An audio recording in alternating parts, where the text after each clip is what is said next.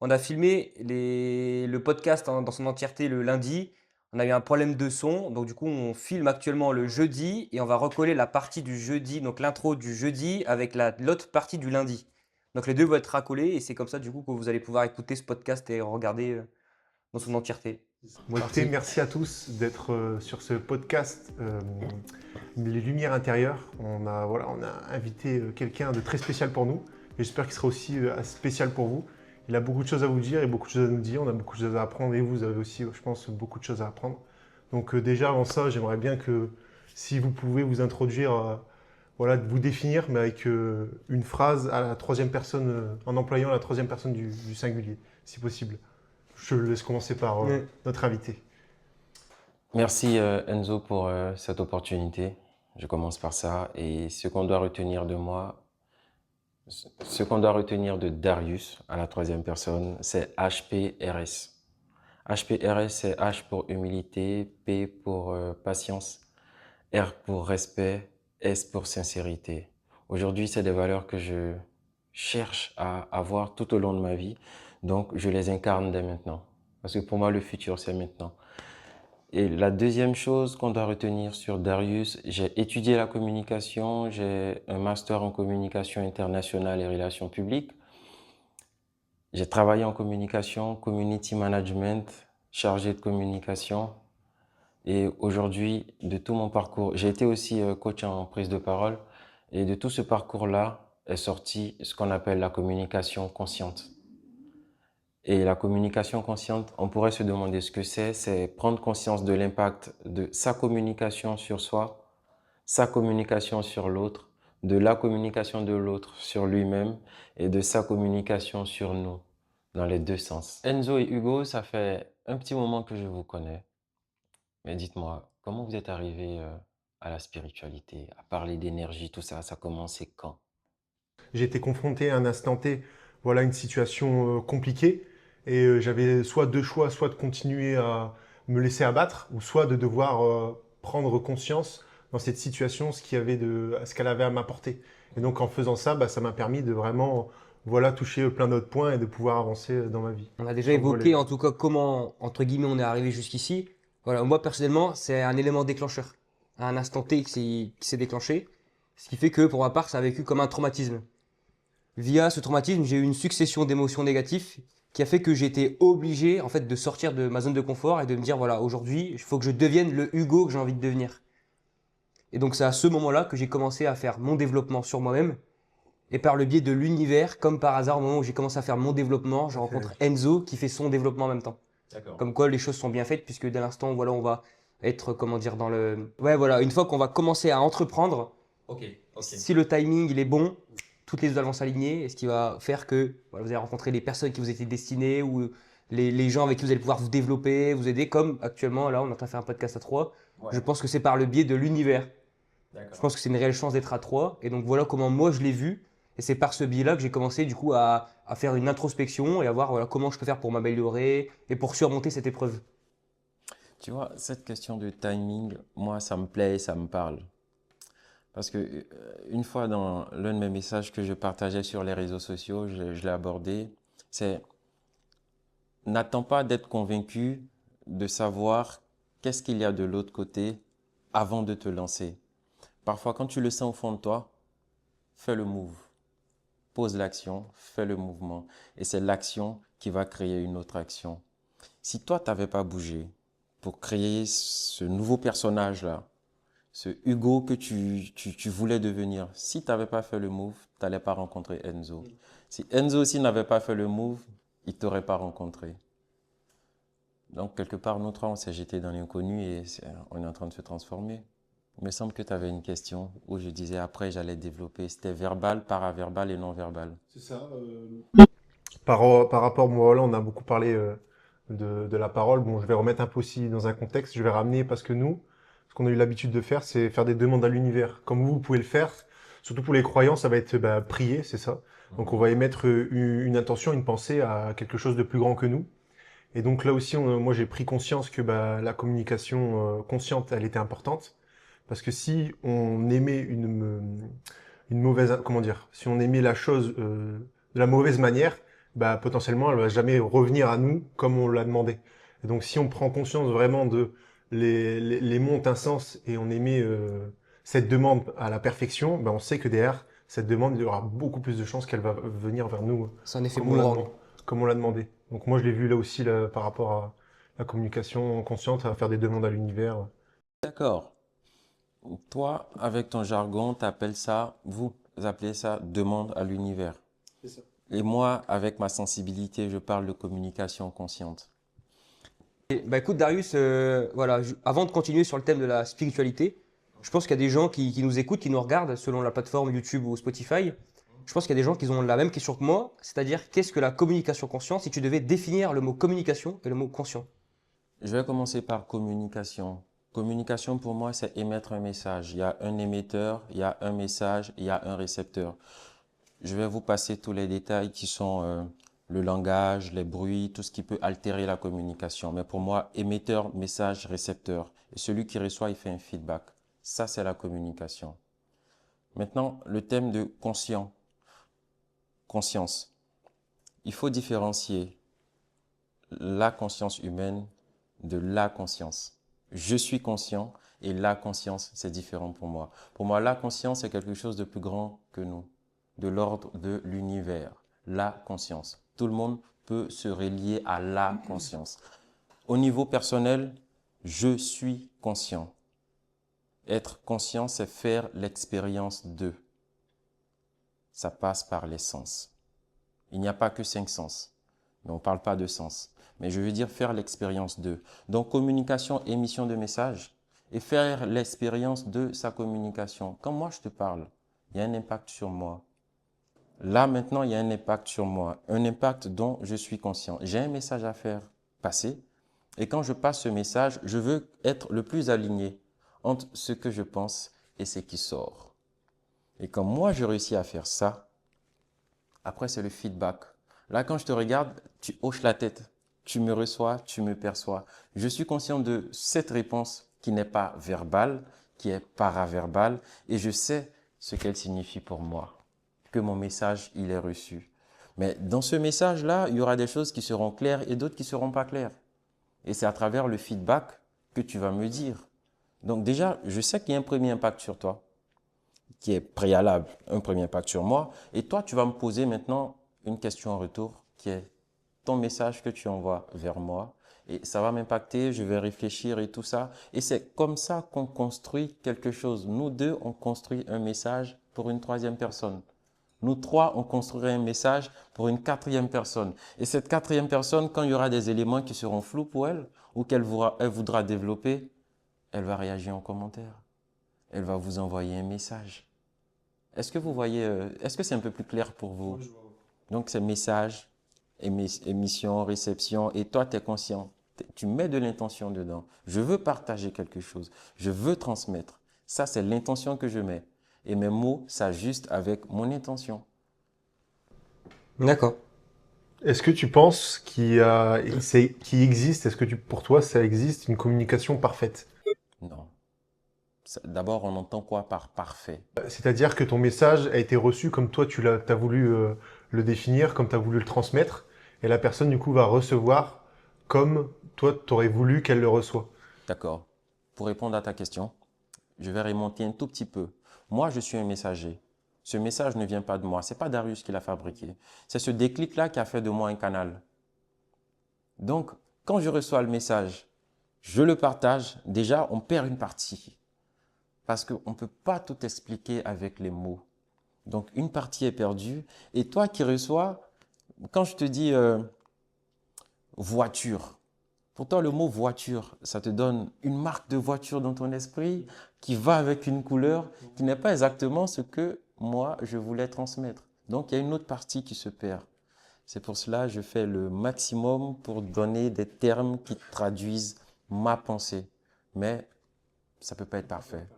Il n'y a pas de communication parfaite. La perfection n'est pas de ce monde. On ne sait pas, peut-être prétendre à l'être. Ouais. La question de verbal, paraverbal et non-verbal. Hmm. Le verbal, c'est ce qui se rattache au verbe, à la parole. Le paraverbal, c'est ce qui est entre le non-verbal et le verbal. C'est comme les hochements de tête, par exemple. Moi, je te parle, t'es pas d'accord et tu fais. Même Les rictus, ouais. ce rictus, là, il dit quelque chose. Ouais, c'est vrai. Tu vois, même le sourire, ça fait partie du paraverbal. C'est-à-dire, quand quelqu'un sourit, tu fermes tes oreilles, tu n'entends pas le sourire. Mais il a souri, il t'a envoyé un message. Et ce message, il est perceptible avec la vue. Donc, il faut être conscient que je communique aussi avec mes yeux, autant qu'avec mes oreilles et ma bouche. Et pour aller plus loin, ma peau, la température, tout ça, ça communique. Quand ton environnement devient trop froid, tu mets une veste ou tu réchauffes la pièce. C'est une communication. Donc, être conscient de tout ça, c'est ça l'ensemble de la communication consciente. Et on parlait du paraverbal, c'est les hochements de tête, et le non-verbal, c'est ce qui ne se dit pas. Ce qui échappe, c'est vraiment cette partie qui n'est plus paraverbale, qui n'est pas du tout verbale, mais qu'est-ce qu'elle est? Elle est non-verbale. Le silence, par exemple. Tu...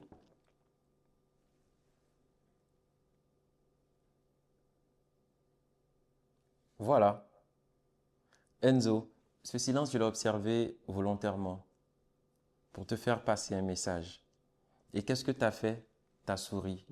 Parce qu'un tel silence au milieu d'une parole, c'est comme un vide à combler. C'est aussi une communication. Ce n'est pas toujours les mots qui expriment tout ce qu'on est. On est bien plus que ce qui est visible. On est bien plus que ce qui est audible. Donc, prendre conscience de soi, c'est communiquer dans des dimensions qui ne sont pas habituelles, qui ne sont pas communes. Et c'est là qu'on se découvre. C'est pour ça que je disais la communication consciente, ça passe par la connaissance de soi et la conscience de soi. Est-ce que vous m'avez compris?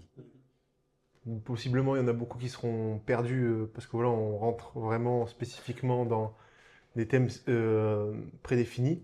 Et donc, j'aimerais bien savoir si tu as des outils pour les personnes, en sachant que bah, voilà, maintenant, tu as le paraverbal, tu as le non-verbal, tu as la communication, tu as la parole. Si déjà tu dois prendre ça tout en compte et tu dois prendre aussi définir les mots. Parce que voilà, si on parle, on emploie des mots, mais les termes, il faut savoir les définir. Il faut savoir pour nous ce qu'ils disent, mais pour la majorité, ce qu'ils veulent dire aussi. Donc, si on doit prendre tout ça en compte, ça fait beaucoup de choses juste pour Ouais. parler ou pour communiquer avec quelqu'un Ouais. à prendre en compte. Donc, ça fait une panoplie de choses comme les robots, tu sais. Tu as des tâches à faire que tu coches, clic, clic, clic, je sais tout ça, je sais tout ça. Comment tu peux simplifier la chose pour débuter dans cette communication consciente? Alors, je dis toujours une chose et la même chose. Le premier pas, c'est se connaître soi-même. Et pour ça, tu t'isoles dans une salle. Tu réduis tout ce qui est lumière, tu réduis tout ce qui est son. Et tu mets un chrono pour ne pas te perdre dans cette dimension parce que quand tu ne vois pas grand-chose, quand tu n'entends pas grand-chose, tu n'as pas vraiment la notion du temps. Et là, tu t'assois tout seul. Tu t'écoutes. Tu vas entendre les battements de ton cœur. Tu vas voir que tu seras mal à l'aise. Tu auras 1000 pensées qui vont te traverser la tête. Mais ce moment-là, il va passer. Et après ça, tu vas remarquer qu'il y a une petite voix dans ta tête qui te dit des choses. Mais cette voix, tu ne l'entendais pas parce que tu étais dans le train-train quotidien. Parce que tu devais aller au travail, parce que après le travail, tu es fatigué, tu dois te reposer et tu n'as pas le temps de te poser. Mais je vous dis, c'est prendre un rendez-vous avec soi-même. Tu prends un rendez-vous avec ton médecin pour voir ce qui ne va pas, point de vue santé. Prends un rendez-vous avec toi-même pour savoir qu'est-ce qui se passe à l'intérieur. Et cette vie-là, on ne peut pas la décrire. Je ne peux pas te dire qu'il y a un manuel pour ça. Moi, je me base sur mon expérience. C'est pour ça que je dis ma vie est un témoignage. Je ne l'ai pas appris.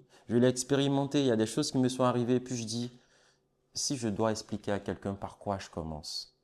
Et généralement, c'est ma femme qui prend très cher. Parce que dès que je perçois quelque chose, il y a une nouvelle pensée, un nouveau message. C'est le qui est premier rempart. Exactement. Si j'ai réussi à expliquer à ma femme, alors je réussirai à l'expliquer à quelqu'un d'autre. Mais si je lui parle et elle dit c'est pas clair, je retourne. Je vais écouter encore. Donc le premier pas, c'est prendre rendez-vous avec soi-même. Il faut s'écouter. Tu vis une journée qui est chargée quand tu descends.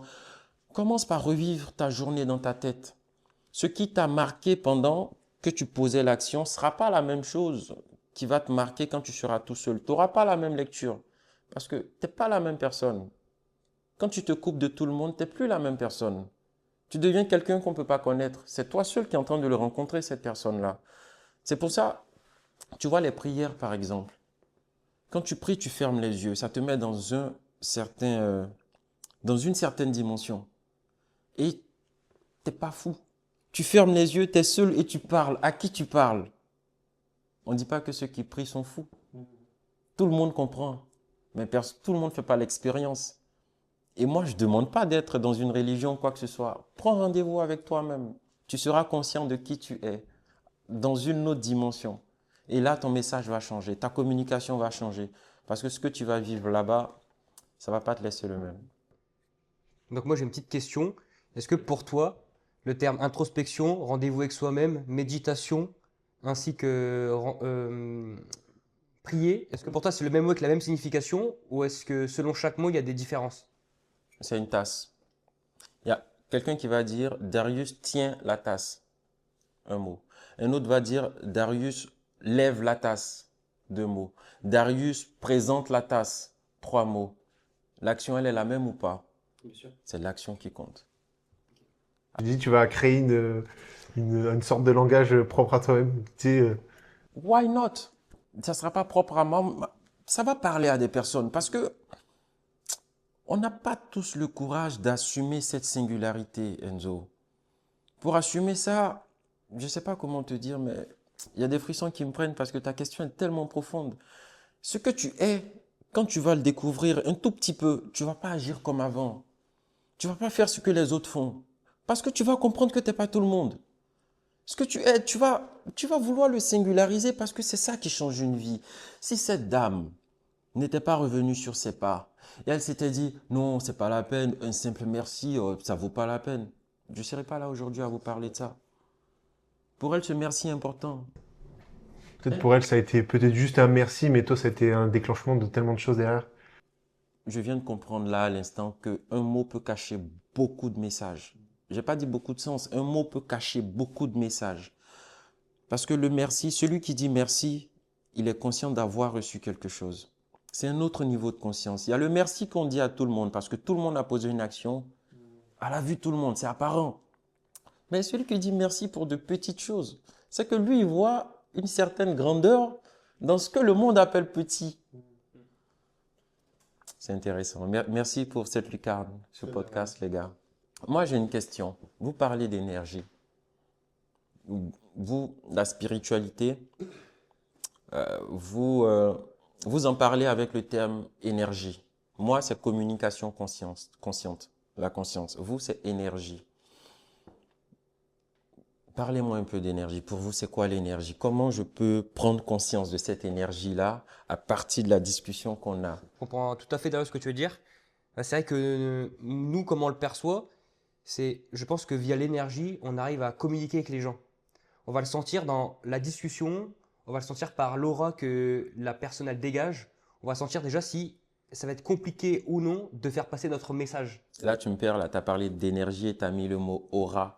Je vais te demander ce que c'est, mon gars. C'est du non visible. Ok. C'est dans les livres de spiritualité, c'est une couleur qui va être associée à la personne. Selon cette couleur, elle va avoir un impact sur cette personne. C'est-à-dire que tout ce qui constitue les humeurs, les habitudes, la personnalité, tout ça, ça va dégager une aura. Et en fait, c'est via ça qu'on va pouvoir aussi également communiquer instinctivement, c'est-à-dire par le biais uniquement de l'aura et non de la communication, c'est-à-dire par le biais de l'invisible. Et donc, de toute façon, vous pouvez faire le test, ça vous est tous déjà arrivé dans la vraie vie, de rencontrer quelqu'un et dès le début de la conversation, c'est très difficile. C'est très difficile, on est mal à l'aise ou alors on a du mal à faire passer le message ou alors on sent que voilà, y a quelque chose qui cloche en nous et tout ça, ça va potentiellement être l'aura. Je ne dis pas que ça l'est toujours. Et pour moi, c'est ça en fait que je veux te faire part, c'est que pour moi, l'aura fait également partie de l'énergie. Et donc du coup, quand on sent que l'énergie, elle va pas dans le bon sens du poil, on sent déjà que c'est compliqué de faire passer le message. Donc toi, ce que tu appelles communication pour faire passer le message, on pourrait aussi dire que c'est également l'énergie qui peut faire passer un autre message. D'accord. Je te remercie. Voilà moi comment je le perçois. Et toi, Enzo, avec tes mots? Bah, je vais essayer de simplifier un peu plus la chose, éviter de partir trop loin dans la déduction. Mais si vous prenez l'énergie, vous prenez un poste radio. Donc chacun a son propre poste radio. Et donc l'énergie, on va dire que c'est les fréquences qu'on va changer de ce poste radio. Et donc si, admettons, une personne comme, voilà, je vais revenir sur ce qu'a dit Hugo, une personne en face de vous, vous met mal à l'aise ou quoi, c'est parce qu'en fait, vous êtes deux postes de radio différents et vous êtes sur une fréquence et lui, c'est sur une autre fréquence. Et donc les énergies, elles peuvent pas matcher. La plupart du temps, si vous sentez bien qu'il y a une synergie entre les deux énergies, c'est parce que la fréquence est potentiellement la même. Et donc, si elle est la même, ça va partir et ça va avoir un meilleur échange. Et on peut le voir aussi, moi je l'ai vu, je vais mettre comment on peut dire ça? Une situation, un exemple que j'ai vécu. Voilà, c'était avec quelqu'un que j'avais rencontré à Tenerife.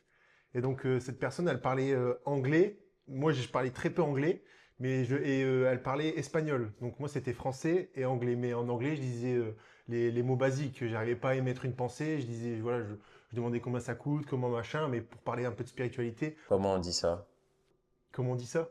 Combien ça coûte? Combien ça coûte? Voilà, je parlais comme ça. Ouais. En anglais. Et, combien ça coûte? How much is it? Ok. And, Avec un French accent. et donc, suite à ça, j'avais un peu de mal à m'exprimer parce que voilà, on aimait bien échanger avec les gens et apprendre des choses.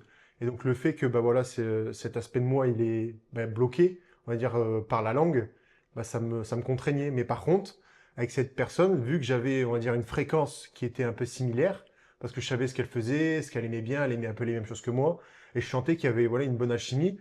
Et bah des fois, à des moments, j'avais même plus besoin de m'exprimer pour qu'elle comprenne mon message. En fait, je disais juste des mots, comment moi je l'interprétais, et elle me le réexpliquait derrière, et je lui dis en fait, t'as tout compris, malgré que j'ai presque rien dit.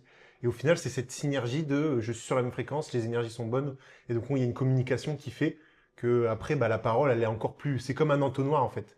La parole, elle en découle, et quand il y a des énergies, bah, cette parole, elle a encore plus d'impact sur la personne qui a les mêmes énergies.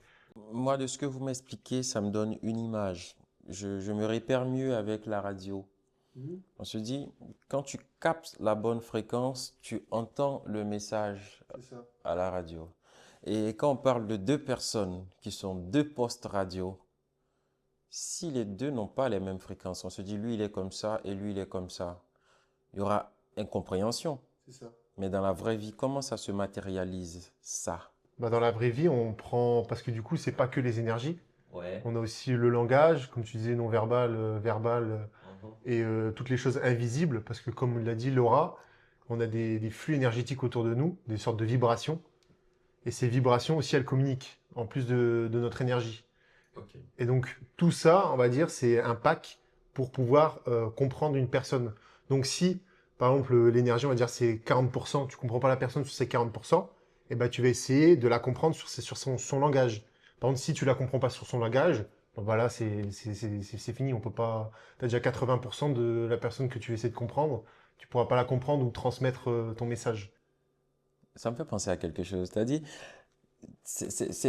les 40% que tu as évoqués, ça représente quoi? C'est l'énergie. Après les 40, on va dire. Bah, si je dis des chiffres, mais c'est pas 40, ça doit être 20, 30, je sais pas c'est combien. Ouais. Et puis après, la parole, bon, bah, la parole, c'est 30%. Ok, c'est différents canaux. L'inconscient, voilà, l'inconscient, c'est 30%, etc. Et tout ça mis en bout, ça te fait 100%. Et donc, Ok. si déjà, t'es pas sur comme tu expliquais, sur l'énergie, tes 30%, tu les as pas, bah, déjà, t'enlèves tes 30%, mais derrière, il te reste la parole et il te reste les trucs inconscients. Mais si t'as en plus un des autres facteurs qui est enlevé, bon, bah, tu peux pas comprendre la personne. Donc, c'est là où tu comprends si déjà, en termes énergétiques, tu le ressens, plus la parole, tu comprends pas, bon, bah, c'est déjà plus de 50% d'incompréhension. Et donc le dialogue, même dans les deux sens, il ne marchera pas. Même si tu veux faire un effort vis-à-vis de comprendre quelque chose au-delà. Tu vois, ça me fait penser à cette approche en communication qui dit que seulement 30 à 40% du message est verbal. Et les 60 à 70%, c'est de l'ordre du paraverbal et du non-verbal. Pour moi, c'est clair. Là, on se comprend. Quand tu switches, quand tu dis, il y a l'énergie, il y a le langage, tout ça, et ça donne des pourcentages. Donc, faut pas rester seulement sur ce que tu entends. Il faut ouvrir les yeux il faut prendre aussi la température de la personne. Mets ta main là, touche ma main. C'est pour la température. Et moi, c'est comment? Toi, t'es plus froid que moi. J'ai jamais compris ça. Tu vois? J'aimerais bien qu'on m'explique ça un jour. J'ai toujours eu les paumes froides. Tout le monde, la plupart des personnes ont les paumes chaudes, mais moi j'ai les paumes froides. Qu'il fasse chaud ou qu'il fasse froid, ça signifie quelque chose. Donc on a encore des choses à creuser. Je vous remercie les gars. Merci à toi d'être ici parce que voilà, on attendait ce podcast depuis longtemps et on a envie d'échanger. Donc ça nous permet même à nous de mieux comprendre Darius parce qu'on voilà, on a quand même des discussions un peu poussées dans nos idées. Donc, mais des fois, peut-être que là, bon voilà, on a réussi à apprendre de nouvelles choses sur la personne avec qui on est, même nous avec Hugo, même si on est tout le temps ensemble, on parle tout le temps. Bon, vous voyez, il y a quelques petites choses qui font que c'est quelque chose de nouveau, même si c'est de plus en plus rare parce que voilà, on est vraiment tout le temps ensemble. Mais malgré tout, on arrive toujours à trouver quelque chose de nouveau. Est-ce que tu connais Blue? Alors, écoute bien, écoute bien. J'avais un chien qui s'appelait Blue. Et tu sais que Blue, c'est le bon toutou. Tu sais que Blue, c'est un sacré chien. Pour chasser l'opossum, il recule devant rien. Maintenant, tu sais que Blue, c'est un sacré chien. Alors, écoute bien, écoute bien. Blue chassait l'opossum en haut d'un noyer. Quand Blue m'a regardé, je l'ai regardé. J'ai pris l'opossum, je l'ai mis dans un sac et Blue reste là, toujours d'attaque. Et comme Blue avait des pattes énormes, c'était le champion de la chasse au possum. Blue est mort, un trou j'ai creusé. Je l'ai enterré avec une chaîne en or. Et tous les soirs, je l'appelle encore. Reviens Blue, t'es un chien en or. Reviens Blue, t'es un chien en or. Blue, le chien est mort comme un homme. Blue s'est éteint comme un bonhomme. À chaque fois que Blue aboyait, il chassait l'opossum pour l'âge de Noé.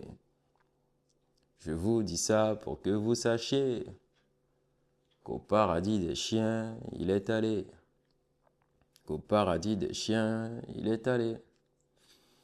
Blue, c'est toi, Blue, c'est moi. Pourquoi? Parce que le chien, il est fidèle à l'homme et il chasse l'opossum pour son maître.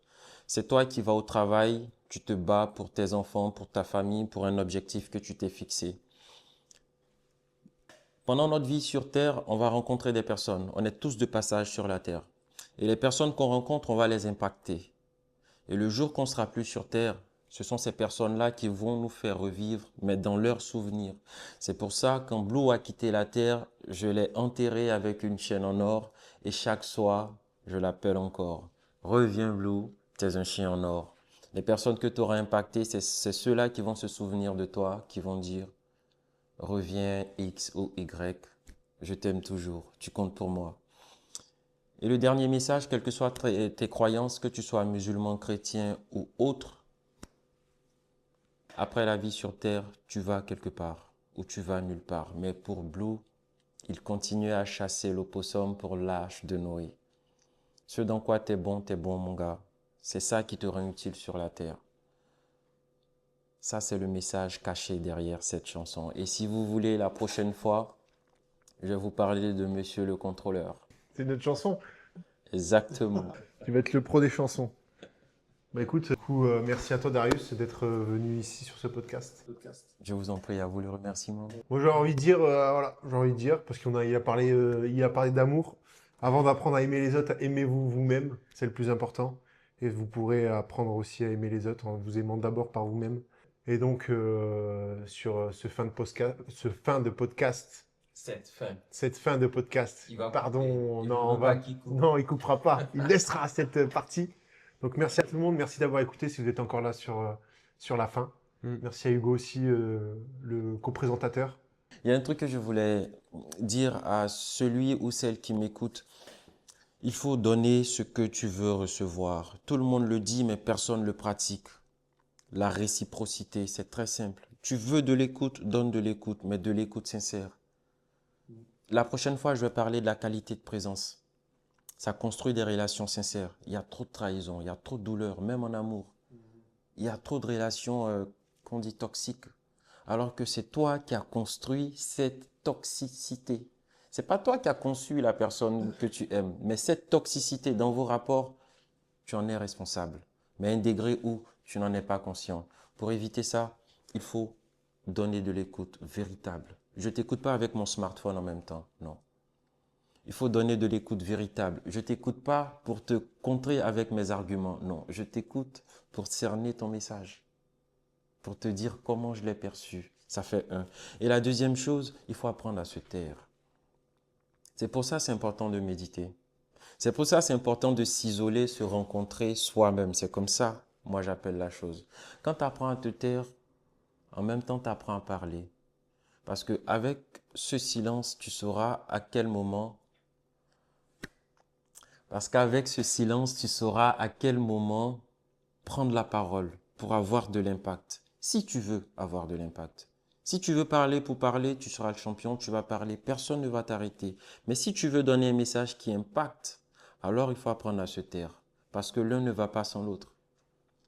On ne parle pas de ténèbres s'il n'y a pas de lumière. C'est les contraires qui donnent sens à la vie. Ça, c'est mon message de fin.